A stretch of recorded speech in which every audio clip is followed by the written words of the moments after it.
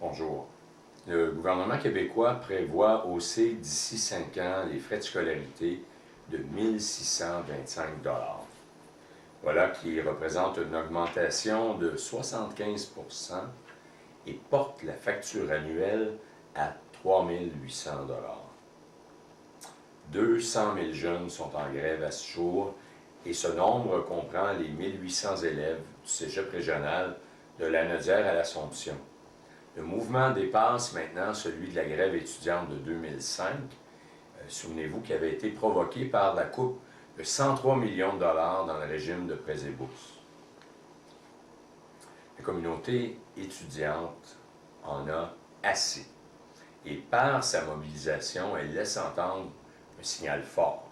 Or, le gouvernement Charest fait la sourde oreille devant ce mouvement qui prend de plus en plus d'ampleur chaque jour. Il faut que le gouvernement prenne ses responsabilités et sorte le Québec de cette crise dans laquelle il nous a tous plongés. Il faut qu'il écoute le plaidoyer de ceux et celles qui fréquentent nos cégeps et nos universités, mais ces ministres, vous le voyez, restent de glace. Il est crucial de préserver l'accessibilité économique et régionale aux études, tout en respectant la capacité de payer des étudiants et en diminuant leur endettement. Le gouvernement se met les mains devant les yeux, croyant que sa mesure est la meilleure. Et pourtant, des solutions, il y en a. Au Parti québécois, nous en avons proposé plusieurs. On doit d'abord tenir un sommet sur l'enseignement supérieur. On ne peut pas penser qu'on va prendre une décision dans ce domaine-là sans impliquer tout le monde. C'est la première chose à faire. Ensuite, il faudra voter une loi cadre qui régira les droits de scolarité et tous les autres frais afférents qu'on néglige souvent. Aussi, bien adapter le programme d'aide financière de manière à faciliter l'accessibilité des étudiants de tous les milieux socio-économiques à l'enseignement supérieur. Aussi, abolir la prise en compte du revenu de pension pour les enfants qui proviennent de familles monoparentales, parce que cette contribution-là, actuellement, cette pension, est incluse dans le calcul de la contribution financière pour les prêts et bourses. Et enfin, il faut revoir le seuil de la contribution parentale. Nos jeunes sont notre avenir. Pour créer un Québec prospère, il faut miser sur leur scolarisation.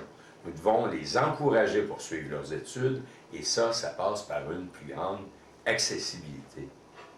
Je les encourage donc dans leur mouvement de mobilisation.